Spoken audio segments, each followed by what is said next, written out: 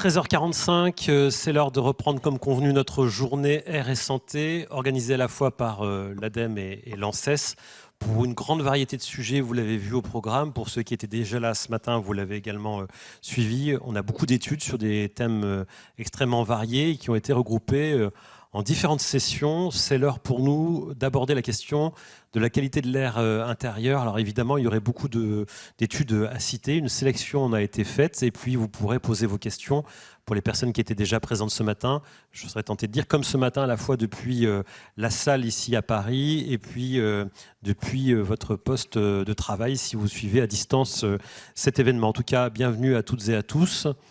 Nous allons jusqu'à 17h10 aujourd'hui avec une session consacrée donc à l'air intérieur, une session qui sera consacrée aux recherches participatives et surtout une table ronde, notamment en écho aux propos ce matin de Maria Nera concernant l'articulation entre les savoirs et la décision publique, et ce qui interroge notamment, puisqu'on a beaucoup de connaissances aujourd'hui sur la qualité de l'air, et qu'on voit que les qualités de l'air sont insatisfaisantes dans un certain nombre de cas.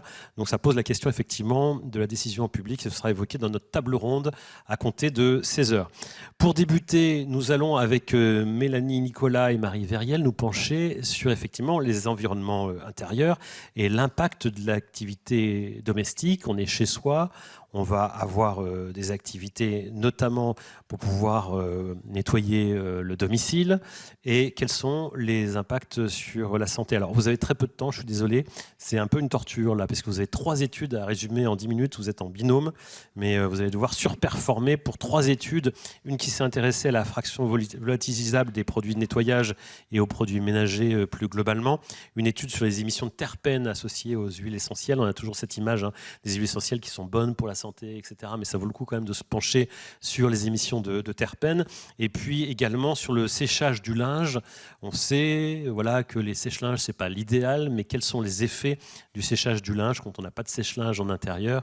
Évidemment, ça change l'humidité de la maison, et quels sont les impacts.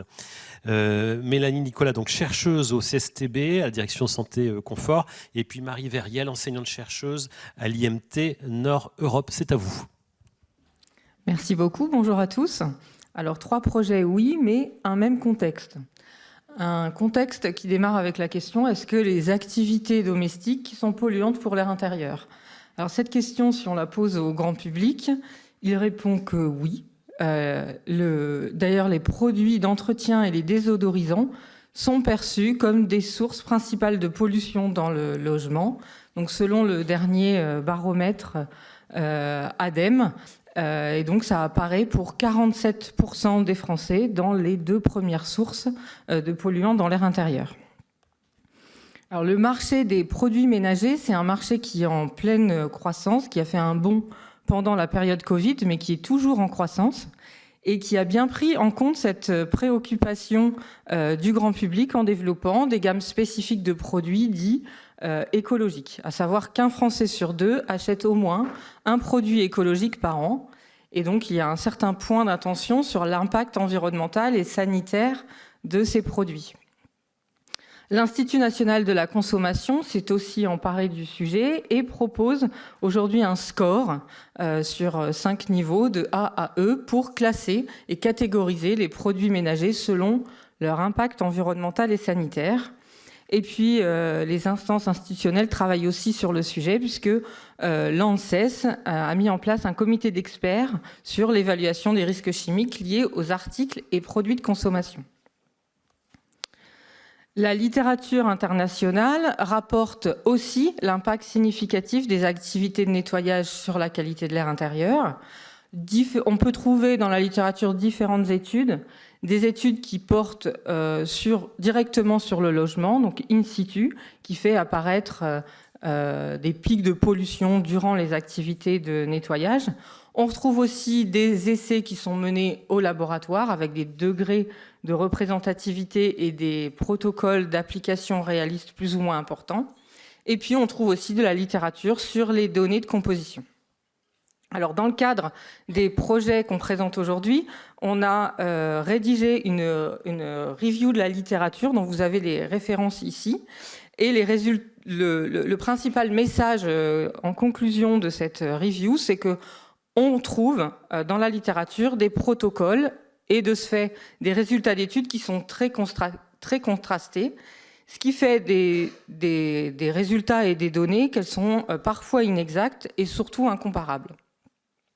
Et on remarque aussi qu'il n'existe aucune connaissance sur le lien entre les données de composition des produits, qui sont pourtant parfois des données de base à certains projets de recherche, et les émissions dans l'air intérieur, et donc le lien avec l'exposition des personnes aux produits d'entretien.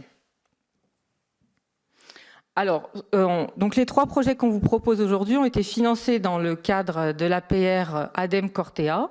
Donc le projet Presence, qui a été piloté par le CSTB en partenariat avec le LCE et l'INERIS, et 2 projets menés en collaboration CSTB et IMT Nord-Europe, les projets Essentiels et QOSH. Les objectifs sont communs. C'est d'abord de renforcer les protocoles expérimentaux pour l'évaluation de l'impact des activités domestiques sur la qualité de l'air intérieur, investiguer le lien entre la composition des produits et les émissions dans l'espace intérieur, comparer l'impact d'usage de produits de grande consommation avec l'usage de produits dits écolabellisés ou des produits faits maison, et puis fournir des données pour l'évaluation de l'exposition aux substances à risque. Tous ces projets ont une même finalité, c'est guider les recommandations de l'ADEME envers le grand public et les pouvoirs publics sur l'impact de l'usage des produits d'entretien sur la qualité de l'air intérieur. On a déployé pour ça une méthodologie à multi-échelle pour aller de la composition des produits vers l'évaluation de leur impact à échelle réelle. Donc le premier niveau d'investigation, c'est donc la composition des produits. Et là, un challenge métrologique était sur la méthode d'extraction et l'analyse des COV en phase liquide. Donc on a voulu aller un peu plus loin des méthodes classiques et expérimenter d'autres méthodes comme la microchambre ou la micro-extraction sur phase solide pour aller identifier le plus de composés susceptibles d'être émis lors de l'activité domestique. Les difficultés étaient au niveau de la prise en compte des effets de matrice et surtout du criblage d'un grand nombre d'espèces en présence. Ensuite, le deuxième dispositif mis en œuvre, c'est la chambre d'essai d'émission. C'est un volume d'1 mètre cube. On est parti du fait que ce volume d'1 mètre cube était un dispositif qui pourrait être disponible pour des essais standardisés, qui permet une application réaliste, non pas réelle, mais réaliste, et qui pourrait potentiellement être utilisée dans la catégorisation des produits et la hiérarchisation des modes d'application selon leur impact sur la QAI. Néanmoins, pour fournir des données qui soient justes pour l'évaluation des risques d'exposition, il faut passer aux enceintes de grand volume. C'est pour ça qu'on a mis en œuvre la pièce IRINA, qui a un volume de 40 mètres cubes, qui est représentatif des conditions réelles des environnements intérieurs et qui permet la reproduction fidèle des pratiques domestiques. Je passe maintenant la parole à Mélanie qui détaille projet par projet les grands résultats obtenus. Merci Marie. Donc je vais effectivement vous présenter rapidement chacun des projets et puis voilà une illustration des résultats. Donc le projet Presence qui s'est lui intéressé à l'émission de composés volatiles et particulières par les désodorisants non combustibles. Donc la particularité de ce projet, c'est qu'il y a eu un gros lot autour de la définition d'un protocole d'essai harmonisé pour mesurer justement les émissions de ces produits et arriver à pouvoir les catégoriser. Donc on est reparti, comme la démarche générale que vous a présentée Marie, de la connaissance de la composition des produits jusqu'à l'évaluation de leurs émissions en conditions contrôlées. Donc, globalement, pour faire très synthétiquement un résumé de ce que ça a donné dans cette première phase, on observe des informations parcellaires sur les connaissances qui sont portées sur la composition des produits, la nécessité de faire des analyses combinées. Le protocole qu'on a développé dans le cadre du projet Presence s'est avéré très pertinent pour évaluer les produits désodorisants non combustibles, avec des évaluations d'émissions qui étaient systématiques par l'ensemble des produits testés, avec parfois des hétérogénéités qu'il était nécessaire également de renseigner, et la nécessité d'évaluer ces produits comme source de pollution dans les environnements intérieurs. Ensuite, dans un second temps, on a évalué, toujours selon la même démarche qu'a présentée Marie, en échelle réaliste, là pas dans la pièce expérimentale, mais dans une maison expérimentale, qui est la maison expérimentale Maria du CSTB. Et on a évalué également les risques associés à l'utilisation de tous les produits dans le cadre d'une identification d'éventuelles phases de risque liées à l'utilisation de ces produits d'entretien et des produits ménagers, et ces phases de mise en œuvre de désodorisants. Excusez-moi. J'essaye d'aller vite parce que le timing court vite. Donc en fait, je comprends votre situation. Donc, je vais essayer de faire un peu hors support, évident. Mais pour vous faire un résumé. Donc en fait, dans Pressens, on a développé un protocole d'essai pour les désodorisants non combustibles et on a évalué en conditions réalistes les émissions de ces produits et on a réalisé une évaluation de risque sanitaire sur des substances et des utilisations de ces produits. Le protocole développé dans Pressens, on l'a également appliqué dans Essentiel. Essentiel, qu'est-ce que c'est ? C'est aussi un focus sur les produits, les produits désodorisants, mais là, essentiellement des produits à base d'huile essentielle. Donc on a réduit à tout ce qui était désodorisant à base d'huile essentielle et on a par contre intégré les produits d'entretien qui contenaient également des huiles essentielles. Particularité d'Essentiel, on a travaillé en échelle réaliste pour caractériser toute la phase émission. Et on a également pu identifier, renseigner des choses comme quelle était l'influence du mode de diffusion de l'huile essentielle sur l'impact en termes de pollution dans les environnements intérieurs. Là, on s'aperçoit, juste pour illustrer, qu'un diffuseur transitoire va avoir une exposition moins importante qu'un diffuseur passif sur la diffusion d'huile essentielle dans les environnements intérieurs. Gros point du projet Essentiel qui vient compléter tout ce qui a été fait, c'est pour ça que les deux projets ont été faits en parallèle, ça a été toute la connaissance du devenir de ces produits à base d'huile essentielle dans les environnements intérieurs, les interactions gaz-surface et la réactivité, en particulier la réactivité des produits à base d'essentiels qui sont fortement émetteurs de terpènes avec des oxydants comme l'ozone. On s'aperçoit donc qu'il y a de la formation de sous-produits très importante avec l'apparition de formaldéhyde d'acétone et également de particules ultra fines liées à cette réactivité de terpènes en présence d'ozone.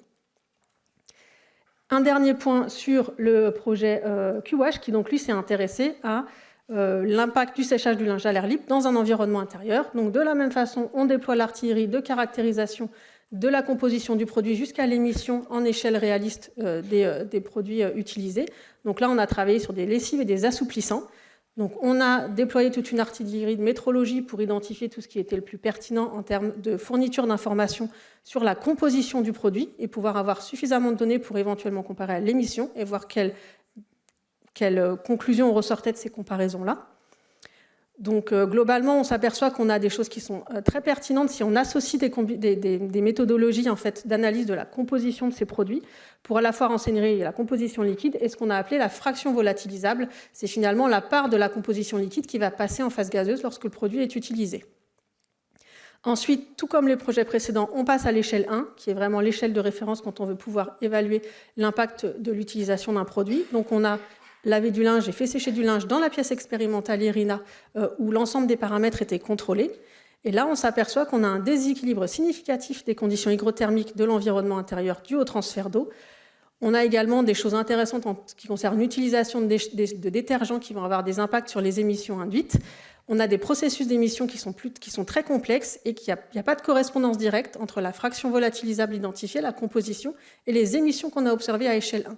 Donc c'est vraiment ça une caractéristique commune de tous les projets, c'est qu'il y a une vraie différence entre la composition brute d'un produit et les émissions du produit lorsqu'il est utilisé en environnement intérieur.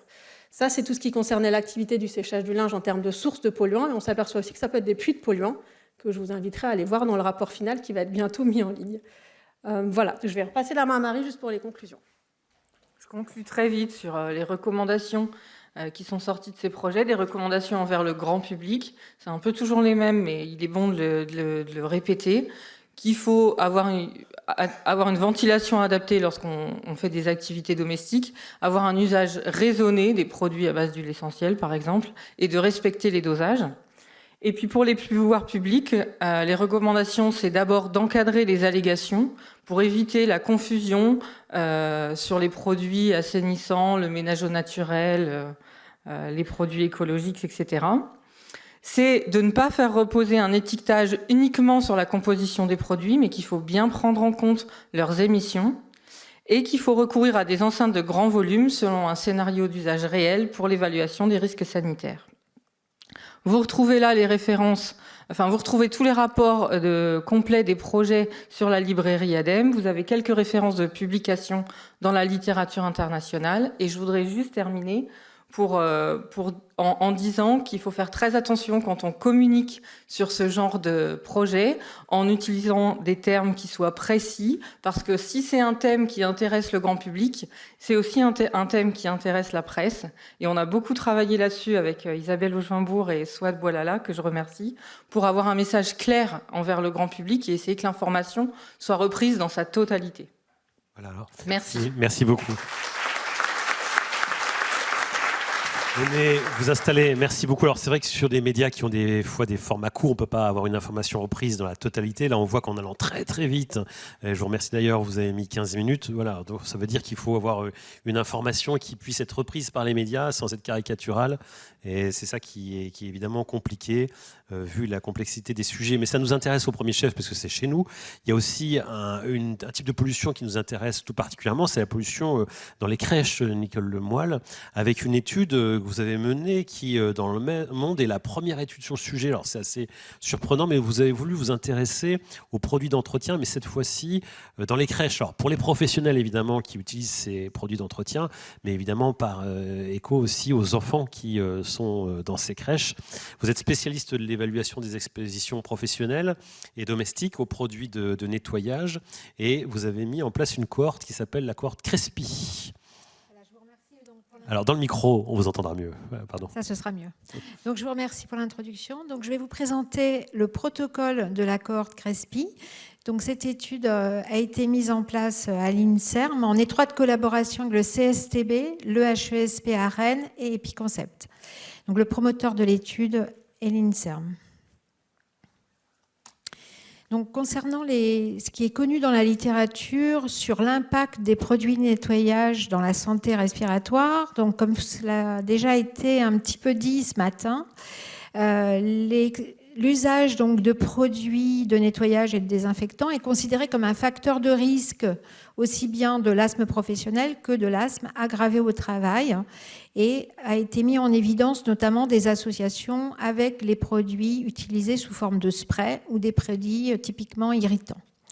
Concernant leur usage à domicile, il y a quelques études donc épidémiologiques, une dizaine d'études épidémiologiques qui ont bien montré qu'un usage hebdomadaire de produits ménagers à domicile était associé à une moins bonne santé respiratoire des adultes. Et ici, d'ailleurs, les femmes sont particulièrement impactées.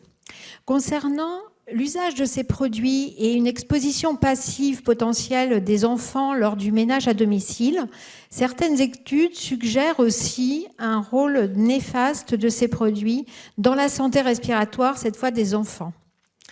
Néanmoins, les connaissances sont peu nombreuses sur les substances spécifiques en cause, donc les substances contenues dans ces produits de nettoyage. D'autre part, les produits de nettoyage et de désinfection sont largement utilisés dans les crèches et souvent en présence des enfants. Et pourtant, à ce jour, il n'y avait aucune étude qui s'était intéressée à l'impact de l'usage de ces produits en crèche sur la santé des personnels comme des enfants.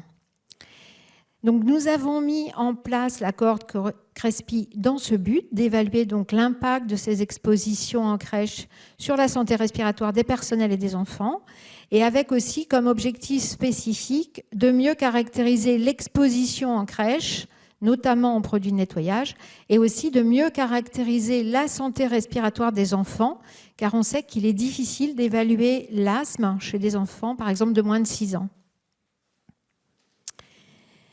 Donc la cohorte Crespi, la mise en place de cette cohorte a débuté fin 2019 et a été très impactée par la crise sanitaire, avec notamment pendant les confinements les fermetures de crèches. Donc je ne vais pas vous présenter ici le résultat, je vais vous présenter le protocole et les données disponibles et les analyses en cours. Donc le protocole de l'étude vient d'être publié. Nous avons réalisé une journée de visite en crèche et pendant cette visite, des techniciens du CSTB se sont déplacés en crèche et ont réalisé des mesures de la qualité de l'air intérieur, en mesurant notamment des composés organiques volatiles et des aldéhydes, avec des instruments présents, actifs, donc présents pendant 6 heures dans la crèche. Et les techniciens du CSTB ont aussi notamment fait des prélèvements de poussière pour ensuite évaluer les composés organiques semi-volatiles en lien donc cette fois avec le HCSP. Durant cette journée de visite en crèche, nous avions aussi du personnel INSERM qui s'est déplacé en crèche, qui a rencontré donc les parents pour présenter l'étude et qui ont aussi rencontré l'ensemble des personnels de crèche présents le jour de la visite pour scanner avec eux les produits utilisés en crèche. Donc nous avons obtenu des parents qui ont souhaité participer à l'étude et des personnels de crèche des questionnaires d'inclusion. Nous avons un suivi des enfants jusqu'à fin 2023. Ce qui explique d'ailleurs qu'il n'y aura pas de conclusion aujourd'hui pour cette étude. Les résultats, les analyses sont en cours et on aura 2023-2024 pour échéance concernant les publis. C'est ça, exactement. Donc là, j'ai juste quelques données un petit peu descriptives. Donc nous avons atteint l'objectif de visiter 100 crèches comme prévu, donc tirées au sort, avec l'inclusion de 320 personnels de crèche, principalement des femmes, âgées en moyenne de 43 ans, et 15% d'entre elles avaient déclaré un asthme vie. Nous avons aussi inclus 440 enfants, âgés en moyenne de 24 mois, avec 12% d'entre eux ayant un asthme et 31% des sifflements. Donc, je vous ai fait ici une diapo qui récapitule l'ensemble des données disponibles dans le contexte de cette étude. En dehors des mesures environnementales que je vous ai déjà présentées tout à l'heure, il y a aussi des financements complémentaires qui ont été obtenus pour d'autres projets dans cette cohorte, avec notamment un projet porté par Oriane Dumas, qui évaluera le microbiote environnemental à partir de poussières recueillies en crèche. Nous avons aussi passé des lingettes sur certaines surfaces dans les crèches pour permettre d'évaluer les ammoniums quaternaires. Il s'agit d'une collaboration avec Abbas Virgi aux États-Unis. Et nous avons aussi recueilli des échantillons de produits dans les crèches pour mesurer l'émission de ces produits. Il s'agit d'un projet porté par Corinne Mandin. Et le jour de la visite, les techniciens du CSTB ont aussi rencontré les responsables de crèche pour compléter un questionnaire bâtiment. Donc, le jour de cette visite, comme je vous l'ai dit tout à l'heure, les personnels INSERM ont rencontré donc, les 1586 personnels de crèche présents dans les 108 crèches, donc le jour de la visite.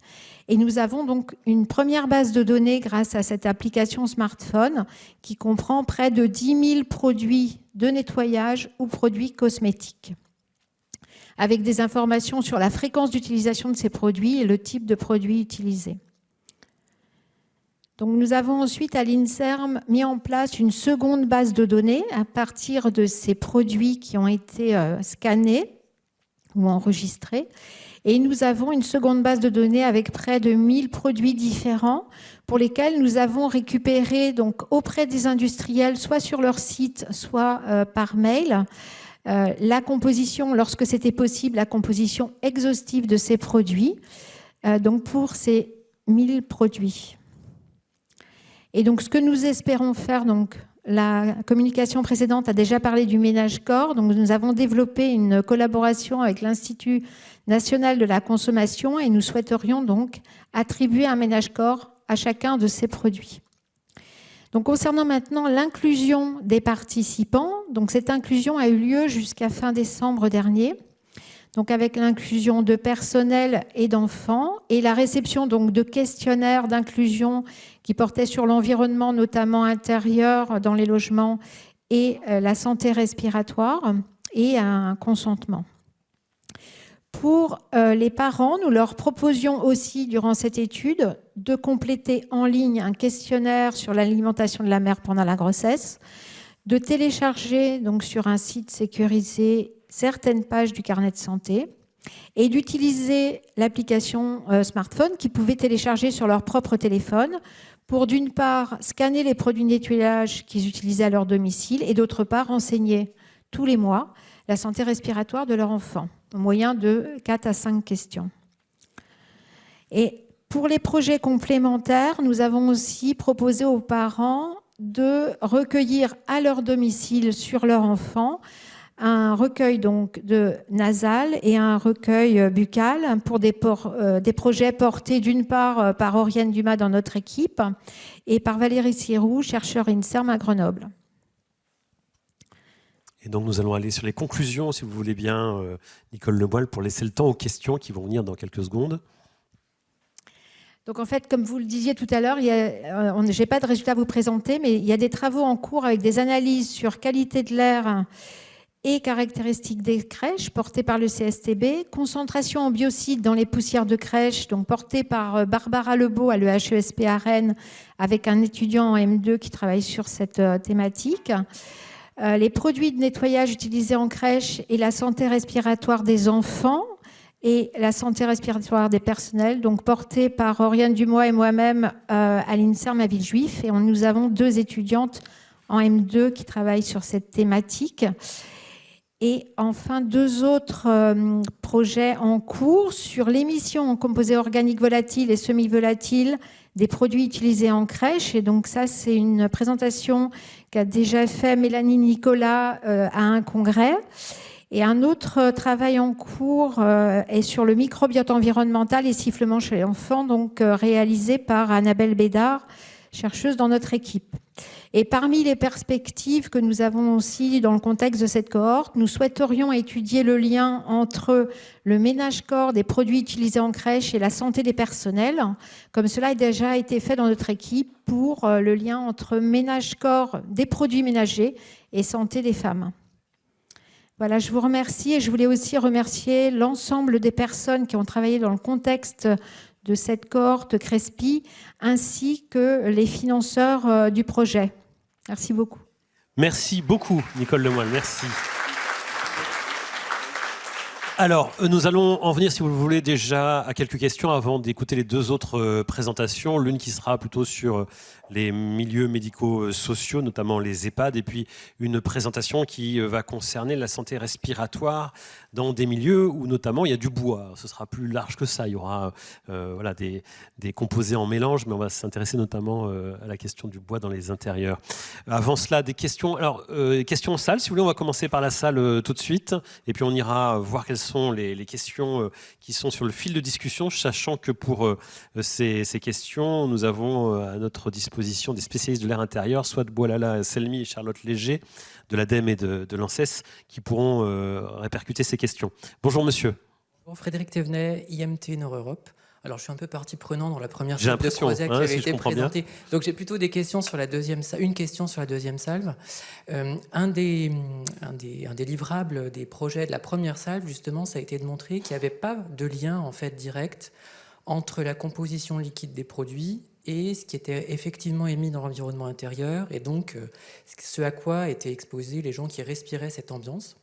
Je constate que dans votre projet, vous avez recensé finalement les substances à travers le scan du code barre. Donc j'imagine que c'est par rapport à la composition liquide.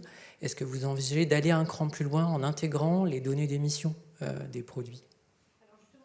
Alors prenez un micro, Nicole Lemoyle. Je crois, d'ailleurs, le recours au code barre, c'est aussi pour éviter les distorsions, les biais de mémorisation. C'est-à-dire qu'on peut scanner le code barre et on est sûr que c'est bien ce produit-là et pas l'autre, parce que le lendemain ou le surlendemain, on ne sait plus quel est le produit qu'on a utilisé.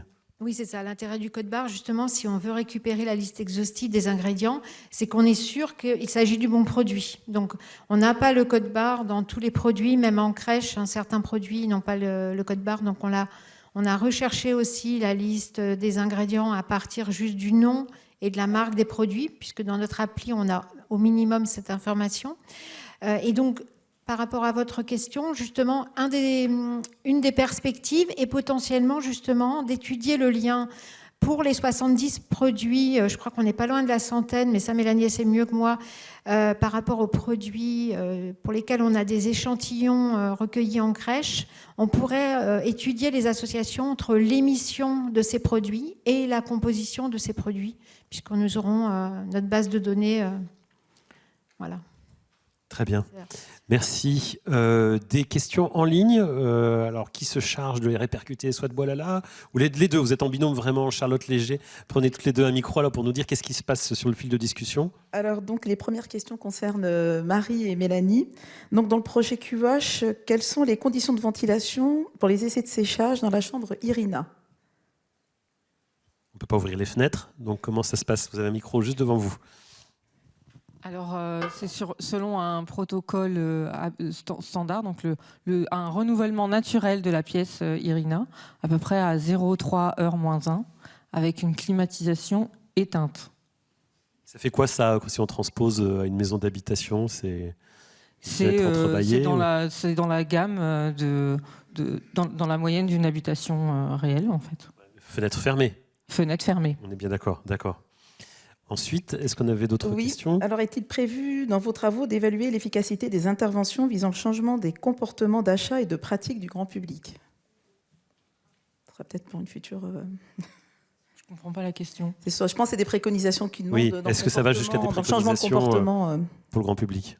On donne des préconisations sur éventuellement le choix des produits et le mode d'application surtout. Oui, mais est-ce qu'il va y avoir une étude d'impact est-ce que ça va... Prenez le micro, Charlotte Léger, qu'on vous entende. Les projets-là sont terminés puisqu'on était sur la connaissance des produits. Après, effectivement, parmi l'ensemble des perspectives qu'on a pu identifier, il y a ce type d'étude peut aussi être très pertinente pour justement se rendre compte si derrière, on arrive à déclencher des mécanismes d'achat un peu différents et que ça se répercute vraiment en termes d'exposition des gens quand ils utilisent les produits. Enfin, dernière question encore pour vous. Pensez-vous distinguer dans les conclusions les types de produits écolabellisés, classiques, naturels? Et pensez-vous, l'eau ozonée revient à nouveau, faire un focus sur l'eau ozonée? On a parlé déjà ce matin, mais c'est vrai que c'est un peu en vogue, donc sur l'ozoné. Alors, dans les rapports, il y a effectivement à chaque fois un distinguo qui est fait, puisque dans nos panels de produits, que ce soit Pressence ou Essentiel, on a des produits grand public, QWash aussi, grand public, écolabellisés et des produits faits maison. Et donc, il y a différentes conclusions qui peuvent être portées pour justement renseigner un petit peu différemment l'impact que peut avoir la présence éventuelle d'un écolabel ou des recettes faites maison, parce que c'est aussi ce qu'on a regardé dans QWash, avec des lessives faites maison et un détergent à base de vinaigre, à comparer avec du classique. Voilà. Charlotte Léger. Et 2 questions pour Nicole Lemoyle. La première, le personnel des crèches est-il bien averti des différences entre nettoyage et désinfection et des indications d'usage des uns ou des autres? Alors ça, j'aurais du mal à répondre à votre question pour savoir s'ils sont vraiment bien au courant de nettoyage et désinfection. Avant le Covid, ce n'était pas sûr qu'il y ait énormément de tâches de désinfection. Après le Covid, probablement beaucoup plus de désinfectants qui ont été utilisés. Pas sûr de répondre bien à la question, mais j'ai pas plus d'informations. Ça donne déjà quand même une tendance, si c'est effectivement, on le constate, il y a effectivement plus de désinfectants qu'ils sont. On a parlé des chiffres de vente qui s'envolent aussi, alors qu'il y a peut-être une petite contradiction quand même entre ces usages et la qualité de l'air intérieur, quand dans les grandes lignes. Il faudrait utiliser moins de produits, pour résumer. C'est-à-dire que si on suit vos études et si on regarde un peu les études de qualité de l'air intérieur, il faut faire le ménage, mais point trop d'en faut. C'est-à-dire qu'on a des études sur les poussières fines dans l'habitat qui sont effectivement néfastes pour la santé, donc il faut quand même enlever les poussières, et c'est les produits, quoi. On peut y aller à l'eau, vinaigre, peut-être à l'alcool, mais pas plus que ça, quoi. Il ne faut pas utiliser des produits... Le vinaigre, c'est quand même très irritant, donc c'est vrai que c'est intéressant à étudier en soi. D'accord, donc le vinaigre, c'est pas une bonne idée. C'est pour ça que vous réagissiez.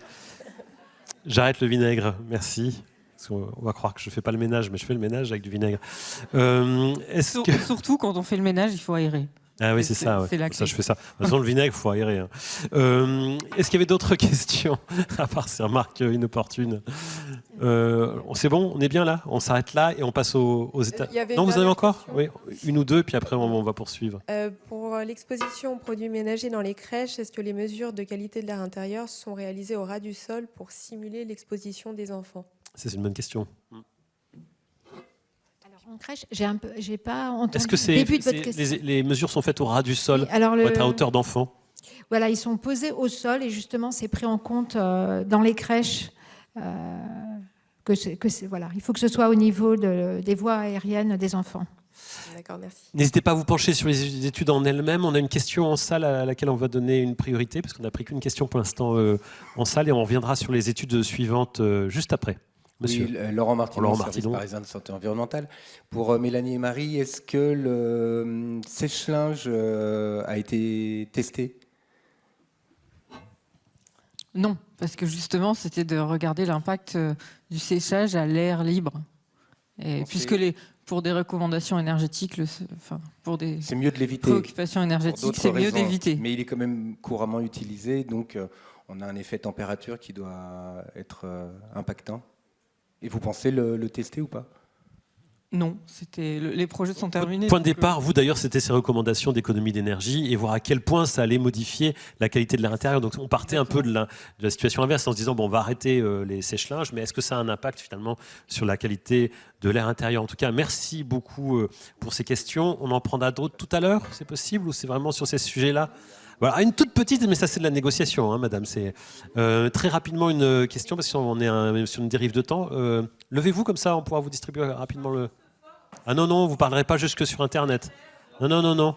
Non, parce que si vous parlez fort, j'explique aux internautes, madame veut parler fort, une question, parce pas. que je crois que ça nous concerne tous, professionnels comme... j'avais à une formation qualité de l'air santé, on nous avait dit, au moins quelque chose que vous pouvez retenir, c'est plus la composition de votre produit est simple, moins vous prenez de risques. Est-ce qu'on peut au moins partir là-dessus? Même pas. On parlait de l'aide à la décision. Dans l'autre sens, c'est-à-dire que plus il y a de substances, plus potentiellement il y a un risque. Dans l'autre sens. C'est pas parce qu'il y a peu de substances qu'il n'y a pas de risque, mais plus il y a de substances, plus vous cumulez le risque qu'il y ait des substances. On peut le faire dans un sens, mais pas dans l'autre. Hein, c'est voilà. Ça. Parce que mon histoire du vinaigre, ça marche pas forcément. Je parle sous couvert de tous les référents ANSES. Bon, écoutez, en tout cas, moi j'apprends des choses, c'est ça qui est important. On va aller sur l'étude suivante avec la qualité de l'air intérieur des structures médico-sociales. Très intéressant cette étude, Arnaud Florentin. On vous avait déjà entendu dans des journées qualité de l'air sur la qualité de l'air à l'intérieur des hôpitaux, notamment parce qu'on a tous les actes de soins et les produits utilisés, bien entendu, qui sont nécessaires pour éviter les maladies nosocomiales, etc., mais qui posaient des questions sur la qualité de l'air intérieur. Bon, les hôpitaux, c'est assez bien ventilé. Et vous êtes penché sur la situation des établissements médico-sociaux, voir de quoi il en retournait. On imagine qu'il y a une plus grande diversité de traitement de l'air dans les établissements médico-sociaux qu'en hôpital, où effectivement les choses sont prises très au sérieux. Merci beaucoup pour l'introduction et pour l'invitation. Donc oui, en effet, finalement, pour reprendre le contexte, alors environnement intérieur, on y passe beaucoup de temps. Et puis finalement, en tant que médecin, nous, on s'était posé la question, puisque notre engagement, c'est primum non nocere, donc ne pas, entre guillemets, faire de mal aux gens. Donc finalement, dans quel environnement, finalement, on met finalement nos patients dans nos différentes structures de soins. Donc comme dit, on avait commencé par les hôpitaux en se disant que potentiellement c'est ce qui consommait le plus. On a parlé de désinfectants, ça reste en volume les détergents, les désinfectants, ce qui est consommé le plus dans les hôpitaux. Donc c'est vrai qu'on s'était posé les questions, puis finalement c'était plutôt positif parce que la bonne surprise c'est que dans les hôpitaux c'est quand même pas mal ventilé. Après, le petit bémol, c'est que potentiellement les hôpitaux sont plus ou moins vieux et donc toutes les structures ne sont pas forcément toujours au même niveau. Mais donc on s'est vraiment intéressé du coup derrière à ce qui pouvait se passer dans ces structures médico-sociales et libérales. En gros, l'idée c'était de se dire si on reprend l'ensemble du parcours de notre patient ou de notre résident, du coup pour le médico-social, et finalement dans quelles conditions d'environnement intérieur on peut le retrouver. Donc on va voir, on va balayer réellement un certain nombre de structures. Donc ce projet, comme le projet sur les hôpitaux, a été porté par le HESP, l'Université de Lorraine, l'Université de Rennes et les CHRU de chacun des sites. Donc notre objectif principal là, c'était vraiment de disposer de données, donc c'est vraiment quelque chose plutôt d'exploratoire, donc à la fois qualitative et quantitative, sur la contamination de l'environnement intérieur, et on a fait un panel assez large, donc aussi bien particulaire, chimique ou microbiologique de ces structures médico-sociales ou libérales, où finalement, comme je vous l'ai dit, on retrouve le personnel, les professionnels de santé, des résidents ou du grand public au sens large. Donc c'était vraiment ce grand ensemble. Alors je vous mets un petit teaser en dessous en vous disant qu'il y a le petit logo de la pharmacie, le médecin libéral, alors potentiellement avec toutes les fonctions qui peuvent exister, nos petits résidents qui peuvent passer quand même plus ou moins longtemps dans ces structures et qui devient un lieu de vie finalement pour eux, plus ou moins long. Et nos confrères chirurgiens dentistes, on les avait pris comme modèle en se disant qu'ils utilisaient potentiellement beaucoup de produits chimiques, beaucoup de désinfectants et aussi des solvants et autres, notamment pour tout ce qui va être pâte pour les réparations dentaires, pour les caries. Et donc sur chaque ville, Nancy-Rennes, vous avez donc décidé d'investiguer sur 5 sites sur chaque ville. Oui, donc on a repris un peu le même modèle, hein, comme c'était les mêmes qui étaient repartis pour faire l'étude, on est reparti sur Nancy et Rennes. Et donc voilà un petit peu comment on a déroulé les choses. Donc un EHPAD, en prenant à la fois le lieu de vie qui était souvent le lieu commun avec la télé ou la zone de repas, et une chambre de résident. On a essayé, alors j'ai mis EHPAD, maison de retraite, hein, la différenciation entre les deux aujourd'hui est plutôt faible, mais on a essayé de trouver des structures qui n'ont pas tout à fait le même type de personnes dedans. Mais à chaque fois, chambre, lieu de vie. Un cabinet de médecin général, on se dit que c'est quand même là où les gens se rendent le plus souvent. Donc on a essayé d'en trouver un et on a essayé de mesurer dans son bureau de consultation en se disant que c'était potentiellement là où il allait normalement décontaminer son matériel entre chaque consultation. Donc potentiellement plus de contamination, mais la salle d'attente aussi, parce qu'il y a beaucoup de gens qui peuvent passer. Le cabinet dentaire, pareil, salle de consultation de soins et salle de décontamination. Et malheureusement, pour une fois, on n'a pas pu faire la salle de décontamination, mais une pièce adjacente qui était la salle d'attente. Et la pharmacie, en séparant la zone de préparation pour les pharmacies de la zone client. Donc vous avez les petites images. Le challenge a été surtout de trouver un emplacement pour mettre les capteurs. Et ça nous a valu quelques petites déconfitures, entre guillemets, puisque les gens ont quand même été touchés, malgré tout. Soit s'amuser à débrancher la prise, soit aller toucher les appareils. Donc ça a complexifié un peu les choses. Et on n'a malheureusement pas pu faire de recontrôle très longtemps, puisque la Covid est survenue en mai 2020, enfin en février 2020. Et étant de Nancy et hygiéniste, mon métier principal, on va dire hospitalier, a repris le pas sur tout le reste. Et donc voilà, on a vu quand même pas mal de choses assez intéressantes et on a vu la faisabilité quand même finalement des prélèvements sur ces sites. Donc si on s'intéresse, on a fait un panel assez large, on est reparti entre guillemets du panel de mesures qu'on avait utilisé dans les hôpitaux, qu'on a complété et réadapté par rapport à l'expérience qu'on avait acquise dans ces structures hospitalières. Notamment, on s'était rendu compte que c'était extrêmement compliqué de faire des mesures des particules en pesée avec les systèmes de filtration, ça prend beaucoup de place et autres pour le prélèvement. Donc on est passé sur des systèmes optiques qui sont quand même nettement plus sensibles, comme je vous l'ai dit, c'est ceux qui nous ont mis quelques petits tracas. On a mesuré des paramètres ambiants, hein, comme la première fois, le CO2. Là, on a rajouté par exemple un covemètre aussi pour essayer de suivre sur les activités de la journée l'évolution des coves dans la journée. Donc voilà, un panel assez large pour certains qui couvre le panel de beaucoup de produits utilisés finalement dans notre domaine de la santé. Et donc finalement en termes de résultats, j'ai choisi, puisque le temps est compté, de ne pas vous mettre plein de figures avec plein de noms bizarres, mais on va récapituler. Ce qu'on retrouve le plus finalement, quel que soit l'ensemble des structures, ce sont les alcools. Et notamment 2 alcools principaux, l'éthanol et l'isopropanol. Pour une bonne raison, ça a été dit un petit peu avant, c'est ce qui compose beaucoup de produits de désinfection, et notamment un que vous avez beaucoup utilisé pendant la Covid, qui est le SHA, les solutés hydroalcooliques. Et donc forcément, dans l'ensemble de ces structures, ces solutés hydroalcooliques sont utilisés, mais pas que. Ils sont utilisés aussi dans beaucoup de détergents désinfectants. On peut penser aux lingettes ou aux sprays, parce que malheureusement, c'est ce qui permet un séchage plus rapide de la surface. Donc ça se traduit finalement par une présence importante, mais une présence, on va dire, assez similaire à ce qu'on retrouve dans les hôpitaux, avec quand même parfois des pics maximums qui ont carrément dépassé les seuils de mesure sur certains cas. Et puis comme je vous l'ai dit, malheureusement, on a fait le choix pendant la Covid de ne pas forcément y retourner. Soit les cabinets étaient fermés, ou 2, finalement, aussi les pratiques par rapport au SHA auraient complètement changé, donc ça aurait été malheureusement pas très comparable. Les deuxièmes qui sont mesurés, ce sont souvent les cétones, et notamment l'acétone, qu'on retrouve beaucoup dans le cabinet dentaire ou dans les différents cabinets de soins, et donc un petit peu dans les EHPAD en quantité. Et les derniers, finalement, ce sont les aldéhydes, et les 2 aldéhydes les plus fréquents, ce sont le formaldéhyde et, de mémoire, l'acétaldéhyde. Donc voilà. On avait essayé de mesurer les peroxydes, puisque le peroxyde d'hydrogène, en tout cas, c'est quelque chose qui est utilisé beaucoup dans les désinfectants, notamment pour ce côté développement durable en ce moment, puisqu'on nous le vend comme sans résidus, même si on pourrait largement en discuter. Mais en tout cas, on n'en a pas beaucoup mesuré. Il était peu utilisé finalement dans les différentes structures. Pour les composés organiques volatiles, finalement, on n'a pas trouvé de pyréthrinoïdes. Il y a quand même, dans beaucoup de structures de santé, On sait que les insecticides au sens large sont assez bannis, sauf problématiques. Et donc, pendant les mesures, finalement, on n'a pas eu ces problématiques. Des phtalates, on en mesure. Il y a beaucoup de plastique ou de dérivés plastiques dans nos structures, à la fois sur les dispositifs médicaux, mais pour le reste. Donc, on les trouve, mais par contre, en quantité plutôt modérée. Ce qu'on sait quand même, c'est que par rapport à ces phtalates ou aux formaldéhydes ou ces produits, il y a quand même des variations saisonnières, puisqu'on a fait une campagne été, une campagne hiver. Les aldéhydes, on les retrouvait en plus grande concentration l'été.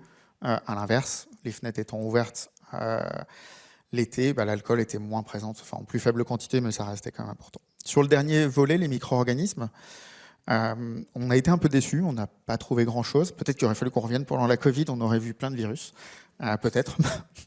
Mais en tout cas, on est resté sur des contaminations fongiques et bactériennes plutôt basses, en tout cas modérées, pas très élevées, beaucoup plus faibles en tout cas que dans les habitats.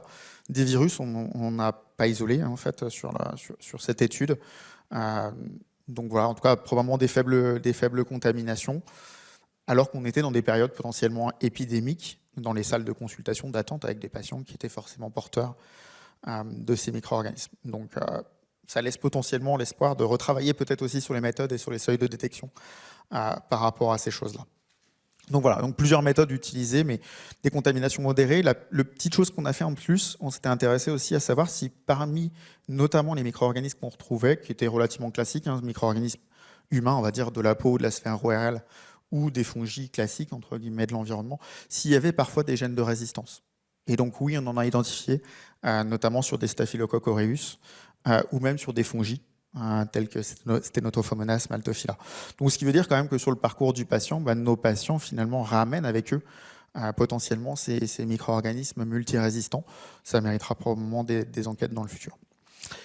Sur les particules, globalement, on n'est plutôt pas si mal que ça. On voit comme avec le COVMET, l'avantage c'est que comme on a des mesures très répétitives, que c'est quand même très synchrone de l'activité, et notamment de l'ouverture des fenêtres. Il y a quand même beaucoup de ces polluants, finalement, qui sont soit liés à l'activité humaine, soit à l'ouverture des fenêtres. Malheureusement, pour beaucoup de nos EHPAD, même si certains étaient à l'extérieur, ils sont quand même souvent proches de carrefours routiers, soit ils sont en pleine ville. Et donc, forcément, on voit l'activité humaine, malheureusement extérieure, on va dire, et ce transfert en intérieur. Ce qui est intéressant, notamment le COVMET, nous a fait nous poser des questions. Probablement, dans les COV qu'on a ciblés, on n'a pas ciblé tout ce qu'il fallait, puisqu'on a vu des pics, et notamment dans le cabinet dentaire, qui étaient liés à certaines de ces activités spécifiques, qu'on ne retrouve pas forcément dans les mesures derrière.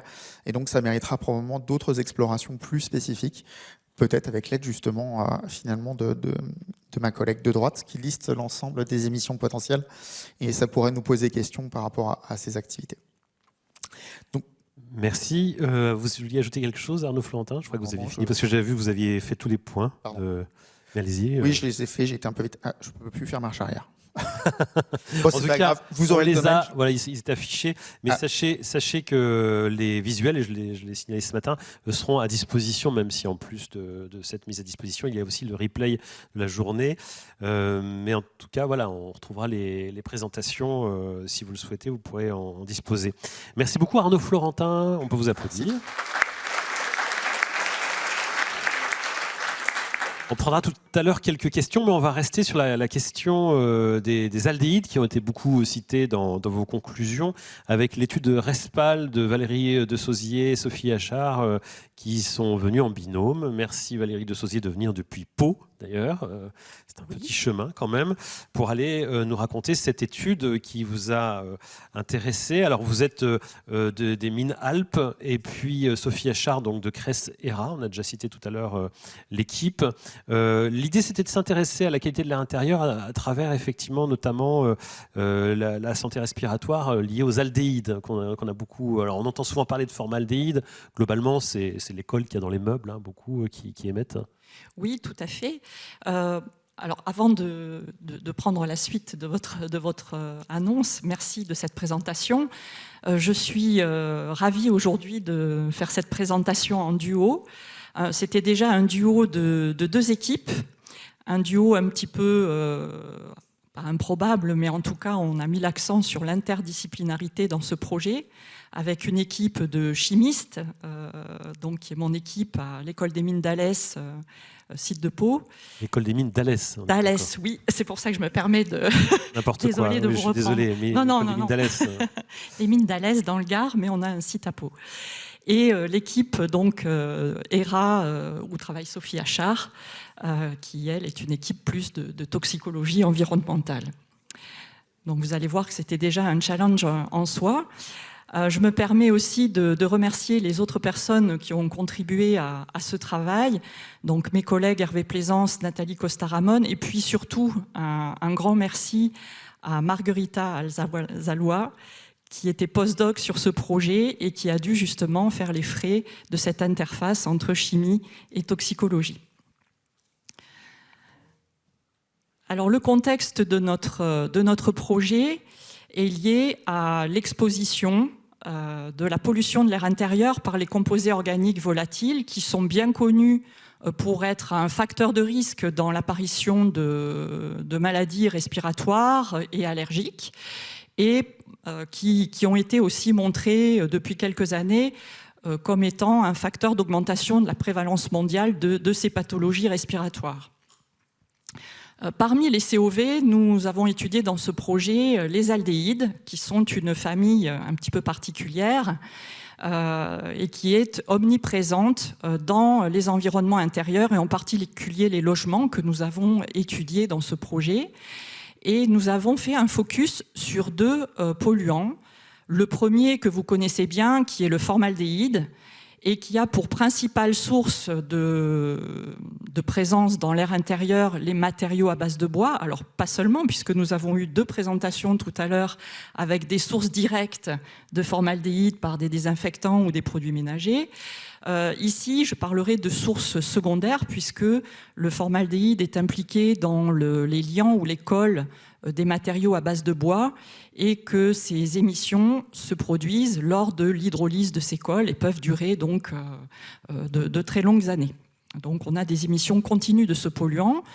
Il a été classé cancérogène par le CIRC en 2004 et pour cette raison, il fait l'objet d'une réglementation en France notamment, dans l'air intérieur, mais aussi par rapport à l'étiquetage des matériaux de construction. Vous avez la petite étiquette sur le visuel qui équipe maintenant tous les matériaux ou produits de construction sur le marché depuis 2013. Et le formaldéhyde est un des polluants qui est le plus sévèrement réglementé dans cet étiquetage sanitaire, puisqu'on limite sa concentration dans la pièce où il est émis à 10 microgrammes par mètre cube. Donc c'est très très faible. L'hexanal, quant à lui, est systématiquement aussi présent dans tous les logements, en France, en Europe. On a fait de la bibliographie sur ces données. On l'observe partout. Par contre, il est émis aussi par les matériaux bois, donc matériaux composites, en particulier l'OSB, qui est le matériau qui constitue principalement les maisons ossature bois. Il est aussi émis par des matériaux bois bruts. Donc, lui aussi, c'est un matériau d'émission secondaire, puisque c'est la dégradation de ces produits bois qui donne l'hexanal. Alors, c'est quelques exemples. Le bois, il y a d'autres types d'émissions, les peintures, etc. Et quand on parle de dégradation, quel type d'influence sur le bois produisent ces dégradations ? Alors en fait, il s'agit surtout de phénomènes de thermo-oxydation ou d'oxydation, photo-oxydation aussi, phénomènes naturels qui peuvent être accélérés également selon les conditions de ces matériaux bois. Il y a des publications pour l'hexanal par exemple qui font mention de l'influence des procédés de fabrication des panneaux OSB, notamment les processus de séchage ou encore de presse qui servent à fabriquer ces produits, qui vont augmenter la production d'hexanal par dégradation de ces matériaux lors du processus. Et ce composé, donc, l'hexanal, par contre, contrairement au formaldéhyde, on a peu de données sur son impact sanitaire. C'est pourquoi on s'y est intéressé, d'autant plus que grâce à la réglementation, le formaldéhyde est plutôt tendance à diminuer dans les environnements intérieurs, sa concentration tend à diminuer de l'effet de levier de la réglementation, donc on peut saluer quand même cet effet positif. Par contre, l'hexanal, lui, on observe, en tout cas en France, dans des études récentes sur des logements neufs, une augmentation. Alors il se trouve que ces logements neufs sont principalement des logements ossature-bois, mais on va le retrouver aussi, l'hexanal, comme étant produit par des mousses d'isolation, laine de verre insufflée. Il sert aussi de liant à ce niveau-là. Donc l'objectif de notre projet eh bien, était d'évaluer l'impact cellulaire et moléculaire du formaldéhyde, qui nous sert un petit peu de polluant de référence parce que bien connu, et de l'hexanal dans un mélange réaliste de COV, c'est-à-dire qu'on ne les a pas étudiés tout seuls, on a voulu reconstituer en laboratoire, dans des conditions contrôlées, un environnement représentatif de l'air intérieur. Et nous avons utilisé, non pas des souris ou des rats, mais un modèle in vitro d'épithélium bronchique humain reconstruit. Donc le premier défi de ce projet, c'est le défi des chimistes, c'était de concevoir et réaliser, puis valider bien sûr, un banc de génération d'atmosphère de COV, donc selon les conditions, le cahier des charges que je vous ai donné, c'est-à-dire un mélange, on a pris un mélange de 17 composés, 15 COV de l'air intérieur à des concentrations réalistes, entre 2 et 20 microgrammes par mètre cube. Ce mélange étant constitué de différents COV que nous avions vus dans la littérature comme étant principalement rencontrés dans les logements, additionné de formaldéhyde et d'hexanal à des concentrations là aussi de 20 microgrammes par mètre cube, mais pouvant être augmentées d'un facteur 10 pour justement pouvoir étudier les effets sur la santé. Donc vous avez ici un schéma un peu barbare de ce que nous avons réalisé, et qui nous a permis donc d'exposer le système que va vous décrire Sophie maintenant. Donc je vais prendre la suite. Sophie Achard. Oui. Donc effectivement, une fois qu'on avait fait ce banc de génération d'atmosphère, en fait, on avait un système qui est un système Vitrocell, donc d'exposition à l'interface air liquide. Vous en avez déjà entendu parler un petit peu ce matin, entre autres avec l'exposé de Christelle Monciel. Si je peux avoir le petit film, s'il vous plaît, on va essayer de vous montrer un petit peu comment ça fonctionne. Après, donc en fait, une fois que les atmosphères sont générées, ces atmosphères passent à travers un petit système qui est en trompette. C'est le petit système que vous avez vu sur la dia complètement à droite. Et en fait, donc le gaz va diffuser tout doucement le long de cette trompette pour arriver à l'impact des cellules ou de l'épithélium reconstruit qui est dans notre cas. Et en fait, voilà. Donc ici, vous avez le haut de la trompette, donc qui va servir, en fait, ça va servir d'écoulement du gaz. Et en bas, vous avez donc les cultures cellulaires qui sont dans leur milieu de culture, puisqu'en fait, elles sont obligées d'avoir un milieu nutritif. Et donc, en violet arrive le gaz, le mélange que l'on veut tester. Et donc, on va pouvoir comme ça exposer nos modèles cellulaires pendant 1 heure. Et il va se former une interface air liquide avec le gaz que l'on veut tester, donc plus ou moins enrichi en formaldéhyde ou en hexanal.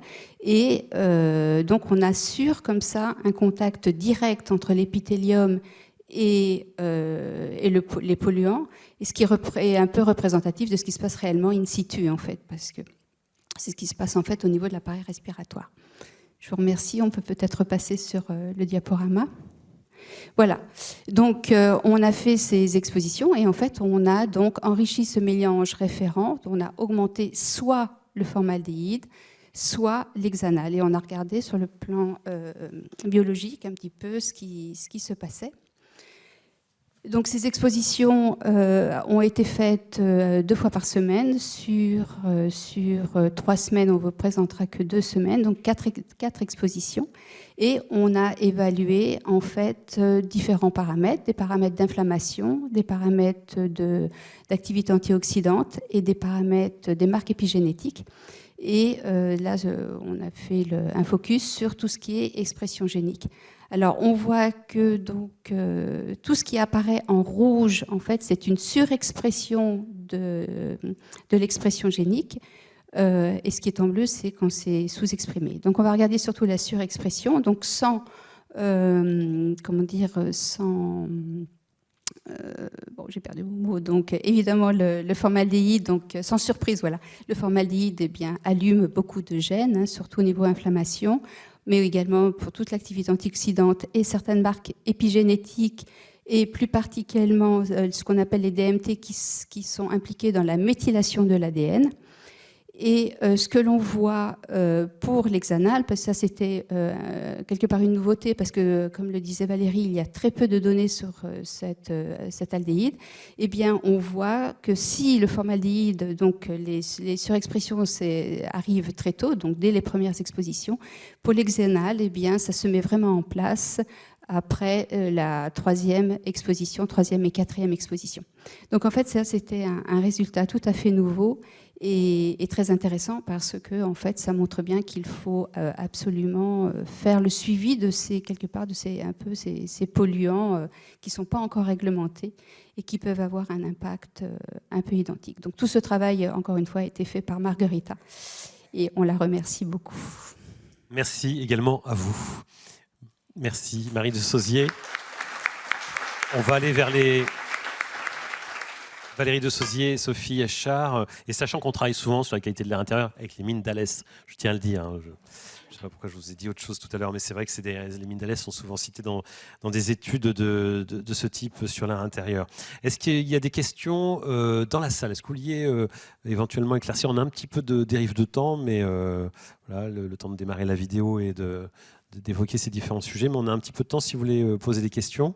Et sinon, on va aller se tourner vers les questions Internet, mais qui ne sont pas si nombreuses, je crois, en ce début d'après-midi. Est-ce qu'on en prend quelques-unes quand même, Charlotte Léger, soit de Boalala, éventuellement, une ou deux? Alors, le micro est ici, s'il vous plaît, pour la restitution des questions en ligne. Il y avait une question sur pourquoi on retrouvait plus, pour Arnaud, pourquoi on retrouvait plus de formaldéhyde l'été dans les établissements médico-sociaux? C'est l'effet d'augmentation des températures, hein, c'est ça, Arnaud? Oui, typiquement, oui, on suppose que par élévation des matériaux, il y a un plus grand passage, entre guillemets, une plus grande libération, évaporation du produit, quoi. Mais il n'y a pas d'autre, enfin en tout cas l'activité potentiellement de désinfection et des autres produits n'a pas changé. Hein. Voilà, si ce n'est qu'en été, vous le rappeliez, on ouvre plus souvent les fenêtres, donc il y a certains polluants qui effectivement, du coup, sont ventilés. Et puis il y a par contre la température qui fait que certains autres matériaux à l'intérieur des établissements émettent un peu plus. Oui, on peut même suspecter que du coup, ça pourrait même être plus important si les fenêtres étaient laissées fermées, quoi. Encore une question peut-être du côté d'Internet On a une question, mais pour Mélanie et Marie. D'accord, très bien. C'est Rewind. Alors, concernant l'émission des produits de ménage, produits d'entretien, pour faire un premier lien entre la composition liquide et l'émission, la référence aux constantes de physico-chimie, constante de Henry, loi de Raoult, a-t-elle été regardée? C'est précis. Effectivement, dans une première approche, notamment dans le projet Essentiel, on avait la composition en terpènes dans les produits ménagers à base d'huile essentielle et les émissions en chambre d'1 mètre cube. Et on a voulu, au départ, relier les deux directement. Et le premier facteur qu'on a regardé, c'était la constante de Henry. Et non, ça ne marche pas. Voilà, la réponse est claire. Merci pour ces questions, c'est bon. Alors, juste rappeler évidemment que toute l'étude que vous avez menée sur les formaldéhydes et l'hexanal est évidemment importante, puisqu'on pense aux maisons ossature bois, on pense aussi à la mode des parements bois. On a beaucoup plus de bois aujourd'hui, y compris en ville, qu'auparavant. Hein. C'est vrai que c'est assez naturel. C'est d'ailleurs plutôt pas mal pour l'hygrométrie dans les salles, mais c'était intéressant de voir. On peut peut-être rappeler que sur le formaldéhyde, il y a quand même si c'est une émission longue durée, on a quand même un pic à la naissance des meubles, au moment où la colle vient d'être posée. Donc, il est toujours recommandé de laisser aérer ces meubles le plus longtemps possible avant de les installer chez soi. Si on peut ouvrir les cartons, les laisser un peu aérer dans un endroit qui est très, très ventilé, voire le garage. Le mobilier, justement, est fortement émetteur. Il y a une émission, effectivement, au début, lorsque le matériau est neuf, et ensuite vient se rajouter l'émission secondaire dont je parlais, qui est liée à l'hydrolyse du liant et qui donne une génération continue, une émission continue. Plus long terme. Oui. Si je peux me permettre, bien sûr, Marie. Tout à l'heure, tu disais Valérie que pour les produits ménagers, l'émission en formaldéhyde pouvait être directe. Elle peut être secondaire aussi. Secondaire aussi, c'est vrai. Puisqu'on retrouve aussi dans les produits ménagers des libérateurs de formaldéhyde. Des produits qui se décomposent et qui donnent comme produit de décomposition le formaldéhyde qui est ensuite émis à l'atmosphère. Donc il y a une thèse ADEME sur le sujet. Voilà, il reste la question entière de qu'est-ce qu'il faut faire chez soi finalement. Est-ce qu'il faut mettre du bois pour l'hygrométrie? Est-ce qu'il faut faire un ménage intense, pas trop intense? J'en reviens quand même à mes questions, mais parce qu'on va parler tout à l'heure des choix qu'on doit faire au niveau politique, mais on voit que déjà à l'échelon personnel, c'est pas toujours facile de faire le tri entre ces différentes connaissances, précises certes, mais qui connectent pas forcément les informations entre elles. Qu'est-ce qu'il faut faire chez soi? Voilà. Aérer d'abord. Aérer. Hein. Je le redis. Avoir des pratiques qui sont raisonnées. Respecter les dosages. Valérie Desauziers, vous voulez réagir? Oui, sur les matériaux, des choix de matériaux peu émissifs, malgré tout, qui sont bien entendu une façon de réduire à la source une certaine pollution récurrente. Et si on a un bon odorat, parce que c'est vrai qu'on parlait de la Covid, ça a touché certaines personnes, mais si on a un bon odorat, on peut aussi un peu se fier à son nez quand même. On peut, non. Voilà. Non, pas du tout. Alors, moi, je ne suis pas d'accord avec vous, mais allez-y. Pourquoi? Alors, s'il n'y a pas de lien entre les caractéristiques odorantes d'une substance chimique et sa toxicité. D'accord. Ni en termes d'intensité odorante, ni en termes de nature odorante. Donc le nez n'est pas un bon indicateur de pollution. Pas pour tous les polluants, pour certains tout de même, non ça oui, mais par contre, il peut y avoir des pollutions intenses complètement, non odorantes. Tout à fait inodores, bien sûr, non, bien sûr, vous avez bien sûr raison de préciser. Mais voilà, on est quand même doté d'un organe qui est assez précis pour toutes les pollutions odorantes, et il y en a aussi un certain nombre, donc ça vaut comme le coup de le rappeler. Mais vous avez, en revanche, ça peut être anxiogène, parce qu'on peut avoir des pollutions odorantes qui ne sont pas nocives. Ouais. Donc c'est plus délicat que ça, en fait. Merci beaucoup en tout cas pour ces précisions et pour tous vos éclairages. On peut vous applaudir pour cette session 3 qui s'achève.